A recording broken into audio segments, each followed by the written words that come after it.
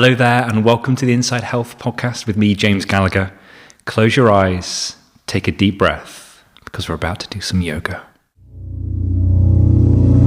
So the first thing is breathe in and a breath out.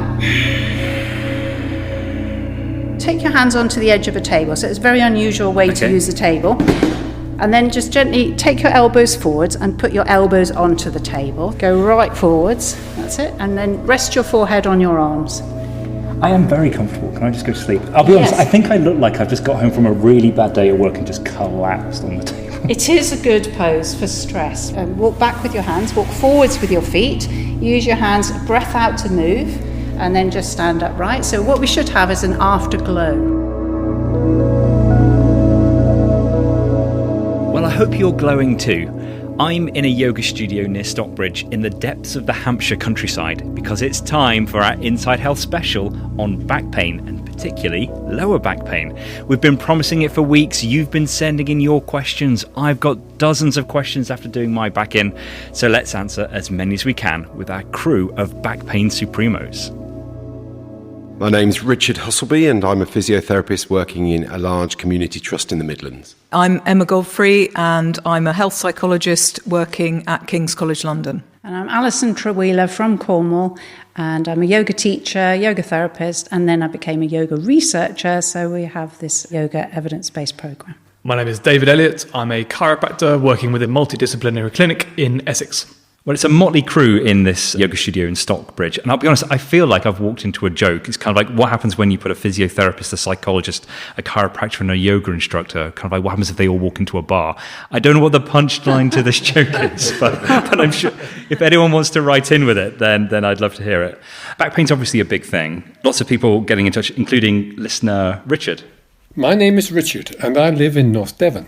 I've had low back pain for 50 years, having injured my back while playing football. I had unsuccessful back surgery in 1992 and have had chiropractic treatment for many years, but I'm still hopeful of finding a long-lasting solution.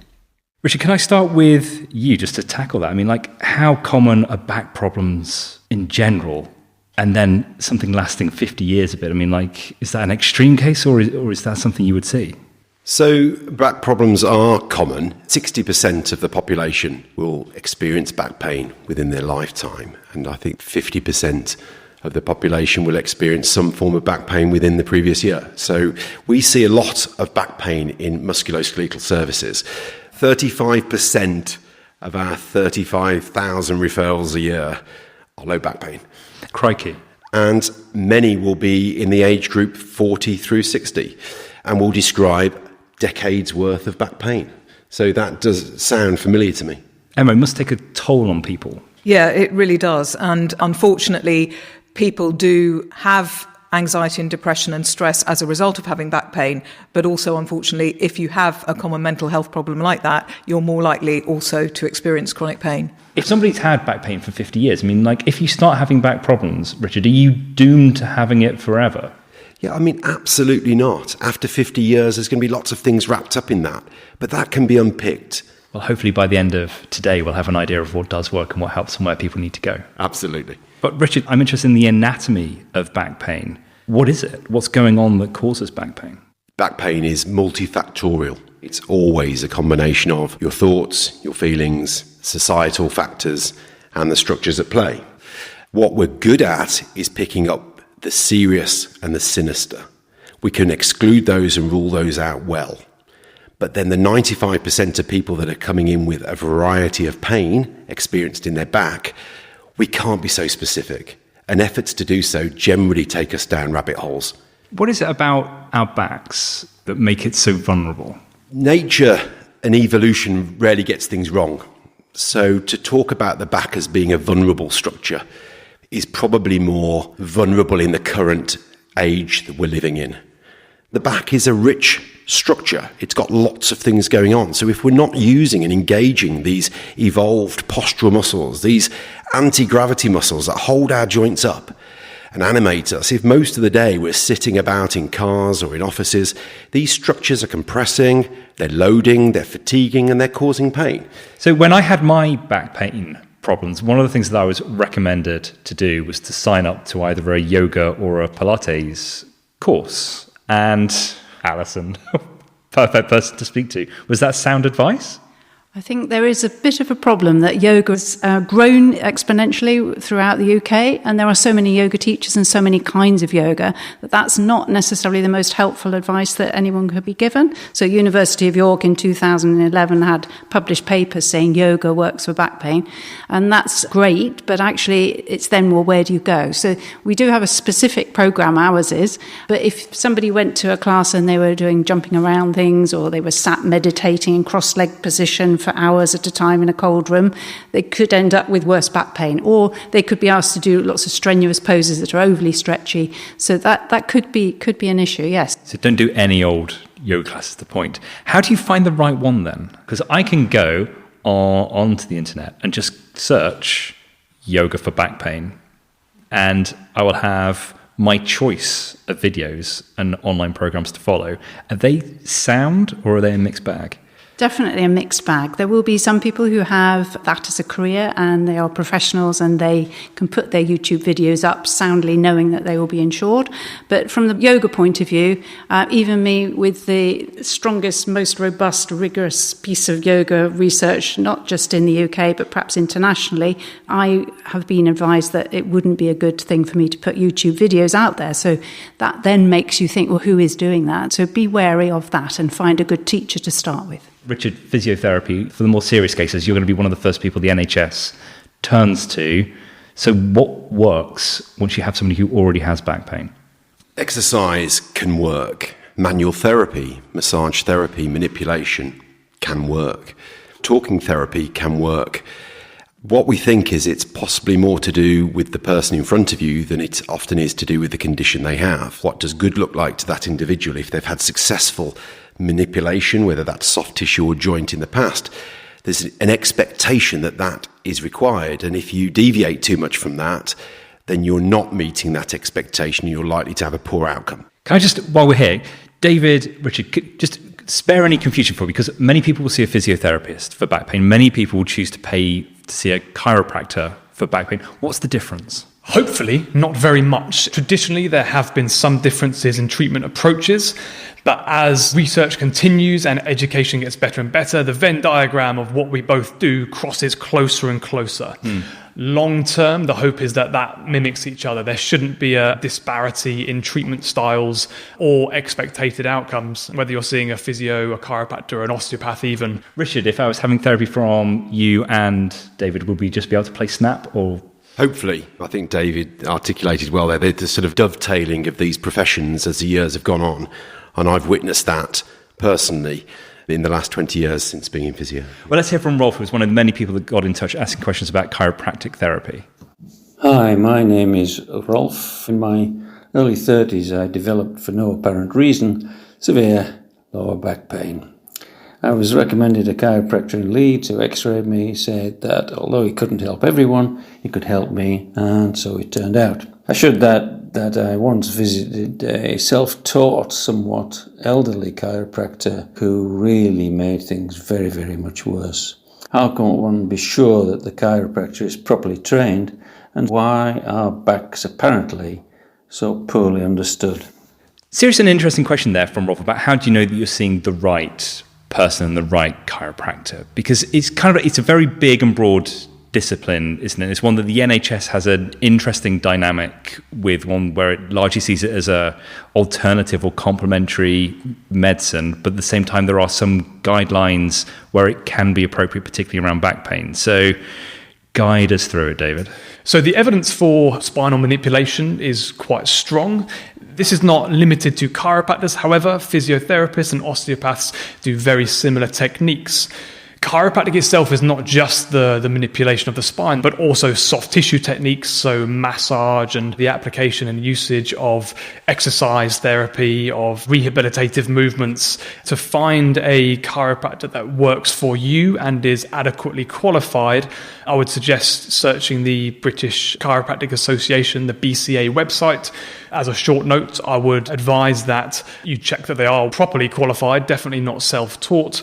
It's not a thing that one can self-learn, much like physiotherapy or osteopathy. I just want to deal with now, though, a question from Fran. My name is Fran and I'm from Keswick, which is in the Lake District. I've had back pain since I was about 15 due to a combination of osteoarthritis, facet joint degeneration and slipped discs. It took until I was 27 for a diagnosis to be made and to receive treatment. My question is, why does it take so long to get a diagnosis and treatment? Who wants to take that one on? Richard? It's amazing, isn't it, the value for that individual of getting a diagnosis. We want a diagnosis. It shines a light in the dark. And the treatment, invariably, for her problem will have looked much like the treatment had she not received a diagnosis. I'd guess exercise and eventually getting better. But that drive to get clinical certainty has probably fueled some of her problem, has fed into the anxiety of not having the diagnosis and shows us what challenges we're really facing when we're dealing with people and people's expectations and unresolved problems. Emma? Yeah, I was going to say people's expectations and people's beliefs are so important. But some people are in serious pain. Yes, and some people, because the pain is so intense, might need to go to a physio and get some exercises or some other things that can help. And I think one of the issues with back pain is that you can have a scan and you can see something on the scan, but that might have no relation whatsoever to how much pain you have, because there are people who have things on scans but no pain, and people who have pain and nothing will show up on a scan. While we're thinking about treatments, we have a question from Sarah. Hello, this is Sarah from Oxford. My dad was urgently referred to A&E with back pain and fitted with a brace. My questions are: what evidence is there that braces are effective for protecting the spinal cord and reducing or preventing back pain? And would simple advice on moving be just as useful? Thank you.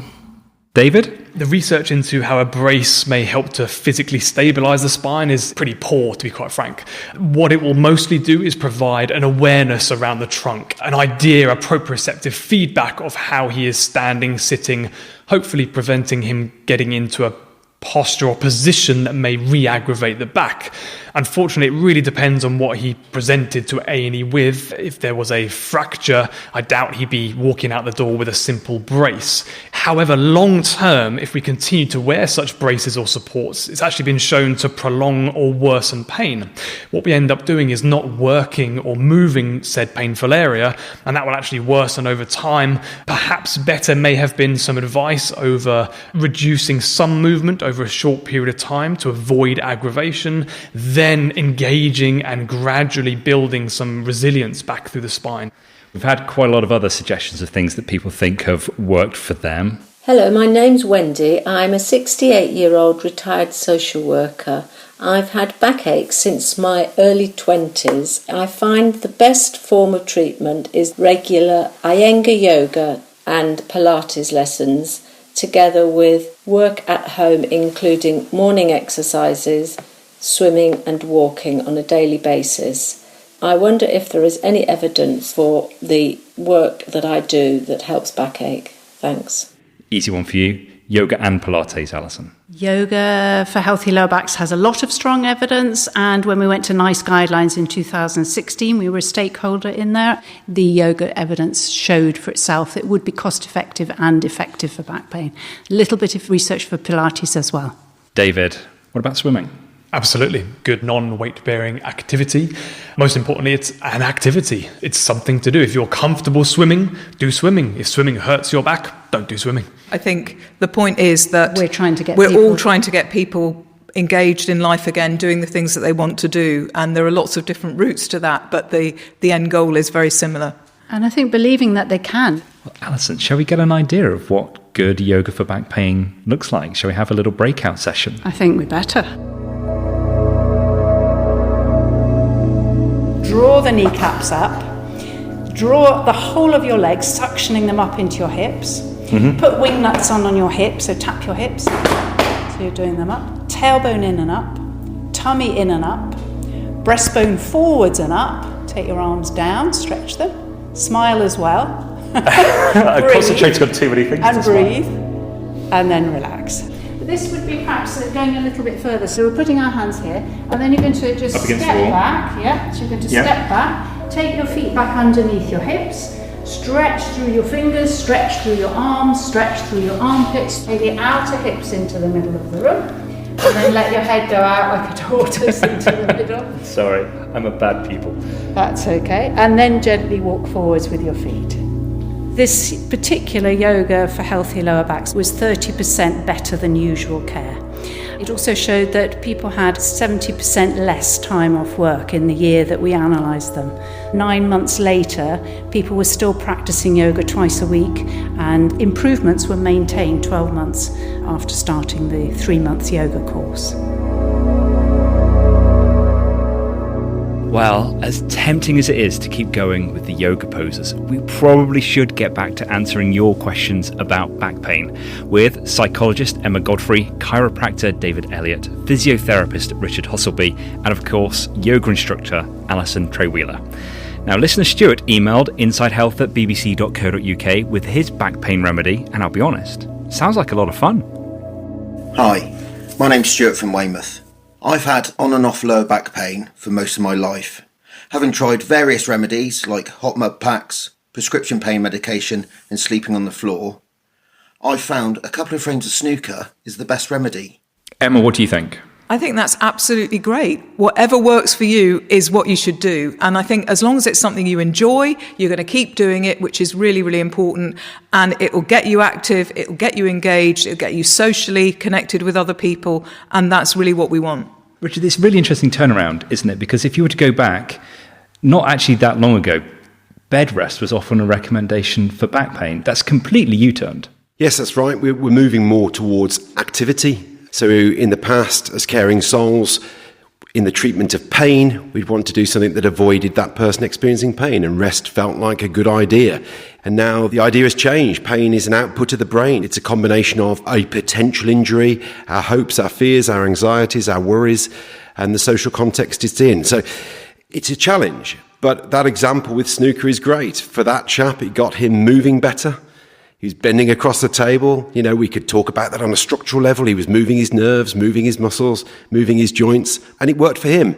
For another person with potentially a really sort of nasty acute sciatica, that wouldn't have worked. So we can't just say, everybody do snooker. Snooker's better than yoga or whatever. It's what's of best value to that individual. If it's not that painful, do it.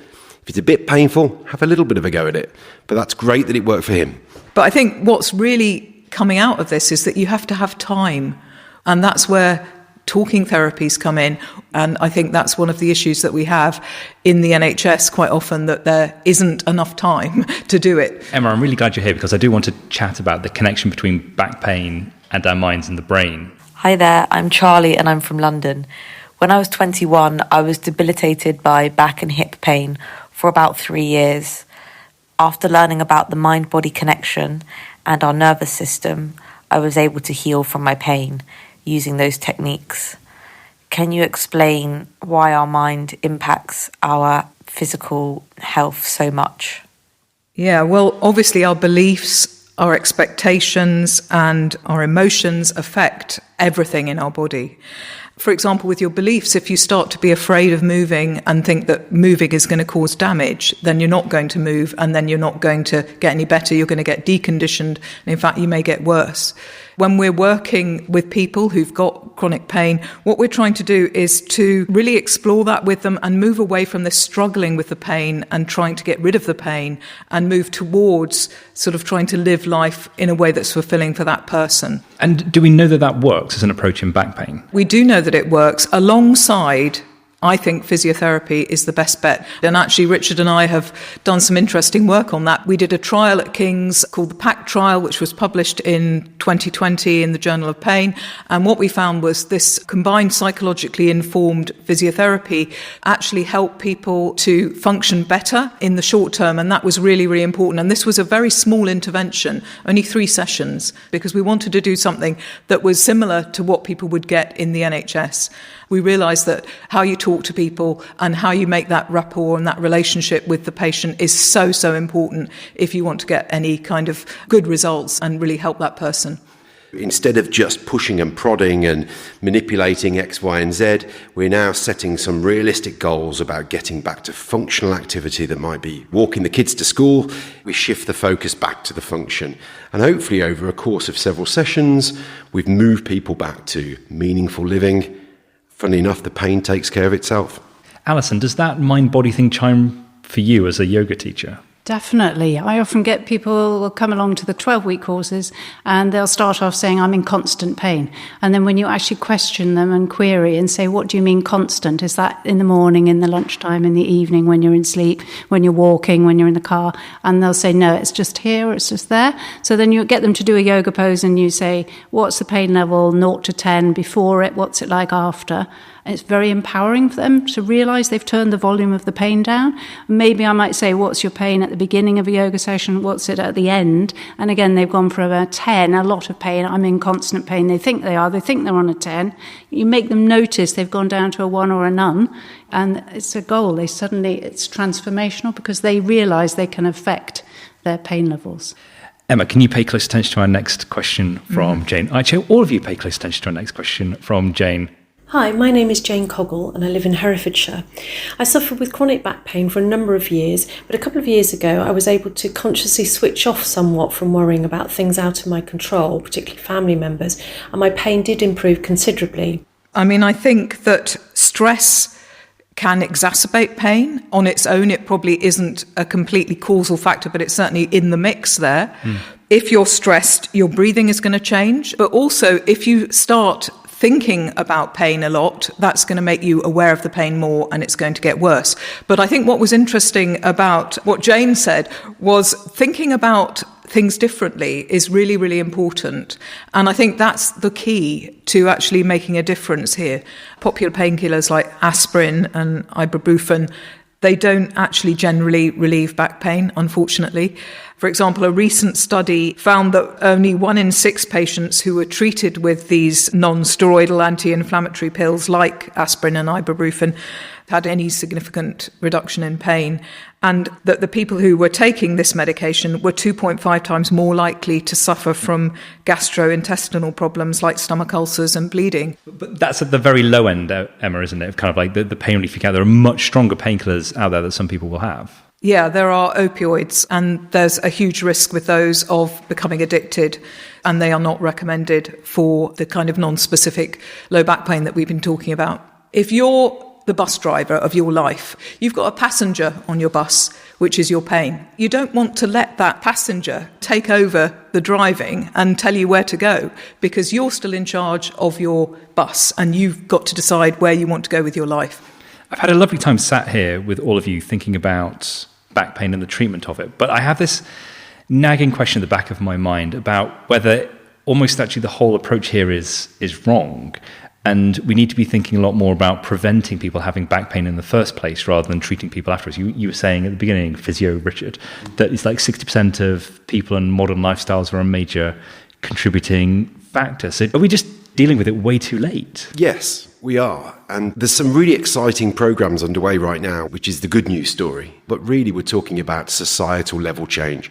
And that's massive. We've talked about the challenges of just changing some people here and people's beliefs, let alone the therapists. But if we're talking about societal level, that's a whole nother conversation. But absolutely, change has to come earlier if we're going to address this. Julie emailed insidehealth@bbc.co.uk, and she had back strain a few years ago, and she's really concerned about how does she ensure it doesn't happen again. So David, what are the kind of things, if we're thinking about preventing back pain, that can be done? So for Julie, of course, it depends on how that original irritation occurred. Unfortunately, we can't promise to prevent or completely guard against any future back pain, but the tenets are regular movement, some sort of strength work and some mobility work. So whether it's Pilates, yoga, or just getting out into nature, walking, something that will provide some resilience for her back and some enjoyment, hopefully. Crikey, imagine that. Some enjoyment out of her therapy. That's what I'd suggest. Does a lot of this come down to like the idea, the concept that people have of strengthening the core? If I have a stronger core, then I'm not going to have back pain. Richard?